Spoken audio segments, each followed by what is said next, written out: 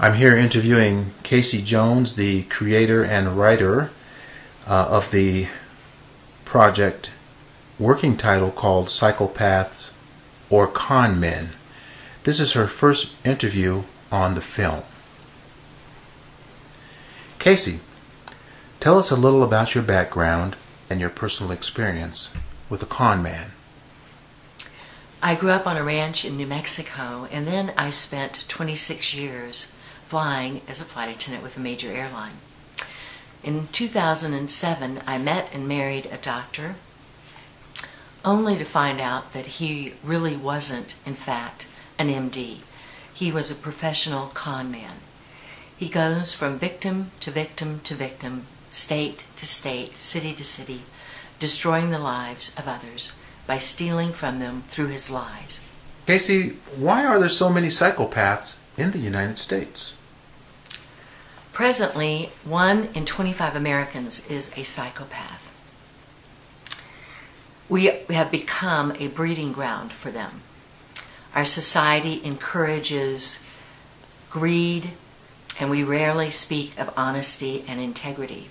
We've replaced those ideals with the BMW and honoring those that get to the top without any care of how they've done it. How do we go about identifying psychopaths in our society? The typical psychopath is very, very charming. They are completely without conscience. Dr. Robert Hare, one of the leading experts, calls them intra-species predators. They steal from others without blinking an eye. They destroy the lives of good, hard-working Americans and use this thievery, this greed, to support themselves. And they move from city to city, state to state, just doing this.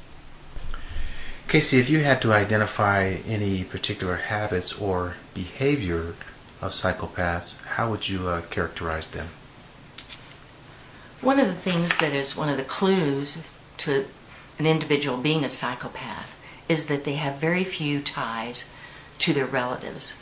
Because they move often, they have an easier time because people do not know of their reputations and their history. They move from their mark to mark to mark, wanting to take as much as possible from others. They steal, they lie, they use props such as diplomas or uniforms, and they are so charming, even the experts are fooled. I understand that you are the founder and creator of a website specifically designed for identifying con men, and it contains several resources that a person can use after they have been conned. So would you mind telling us about what resources are available after someone has been conned? Well, first of all, it is not illegal to lie, so the police 99% of the time will do nothing. It is illegal, though, for the intent to defraud. So these gentlemen and women who are psychopaths are actually criminals. The problem is, with our victims are so ashamed, they rarely go to the police. And if they do go to the police rarely do anything about it. The resources on my site are numerous links to possibly getting a free background check or a free mugshot, because many of these psychopaths have a criminal past.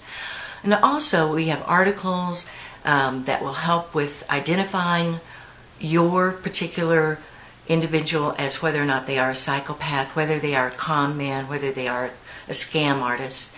We have other resources such as articles on healing, books, and ways to purchase books are on the site.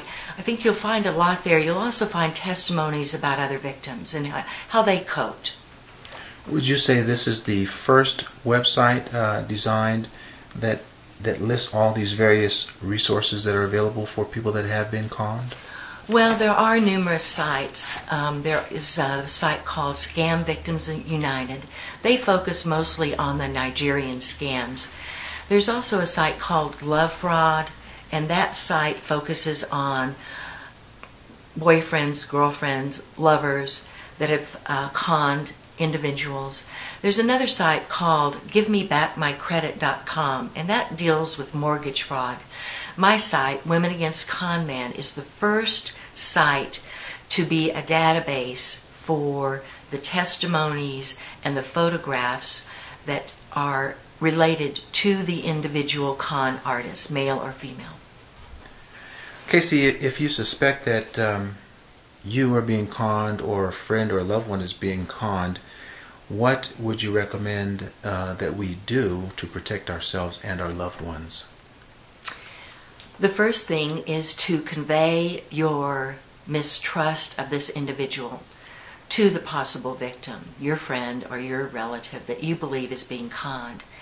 It's so important because often we become blind when we care about others. Women are particularly vulnerable, and especially women in the nurturing professions, such as nurses, flight attendants. People in this profession have a tendency to overlook the flaws of others, and they want, deep in their heart, to be helpful. And many of these con artists use that as a way of getting to their victims. Caey Jones, we'd like to thank you for these interviews. Wish you all the best, and we're very sure we'll be very successful. Thank you so much. Thank you.